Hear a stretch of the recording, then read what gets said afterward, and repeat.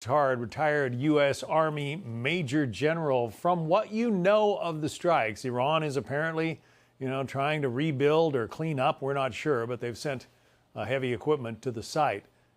Was this a success, General? Well, good afternoon, John. It was absolute success. The nuclear program has been set back.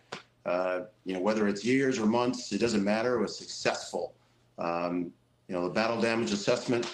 I've been involved in hundreds of airstrikes in combat, and you never know. I thought a building was destroyed and everybody in it were killed, and then 5 people walked out. And it's like, but the strikes against the nuclear facilities were absolutely successful. It was an amazing operation.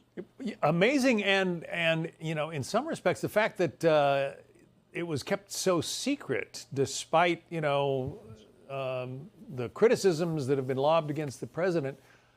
This thing went off pretty fantastically, did it not?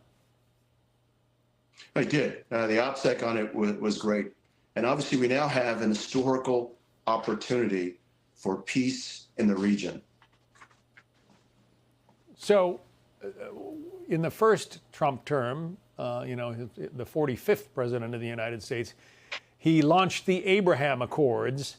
The Biden administration seemed to sort of poo-poo that, but do you think that there is the possibility now for a wider peace in the Mideast, maybe bringing in other countries?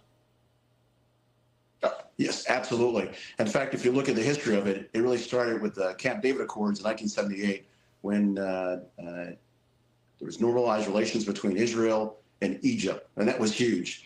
That was with President Carter. And with President Clinton in 1994, it was normalization and peace between Jordan and Israel. And then President Trump, in his first term with the Abraham Accords, that was normalization between Israel, the UAE, Bahrain, Morocco, and Sudan.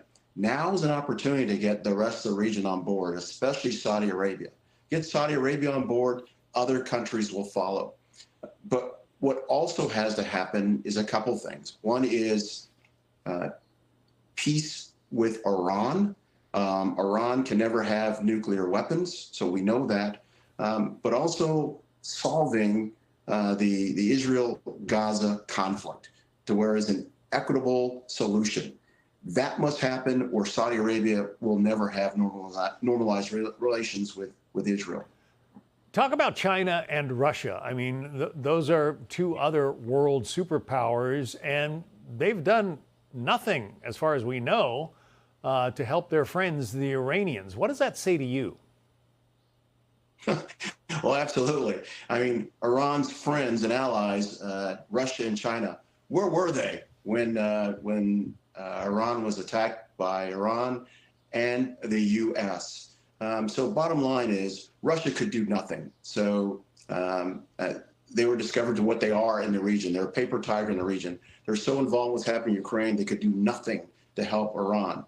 And China, with all their talk, they could do nothing, even though nearly 50% of their oil comes from that region, but they could do nothing.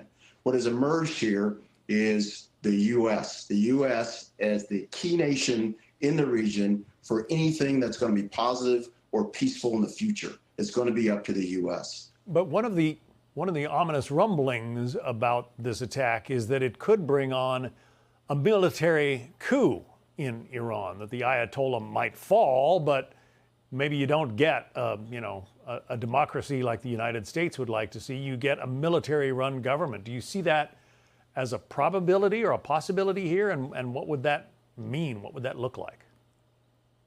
Well, we don't know. We know that the people of Iran are not happy with the current government, the way it is. So we will see, and that will be up to, obviously, the Iranian people. But what we all want is Iran to be a peaceful neighbor with the rest of the region. Stop the terrorism, stop the nuclear ambitions. So that's what we want. So regardless of the government that takes the place of maybe the current government in Iran, we just want a peaceful Iran. We're not into nation building. That's up to the Iranian people. Retired General Dana Pittard, retired from the U.S. Army. General, thank you. Thank you, John.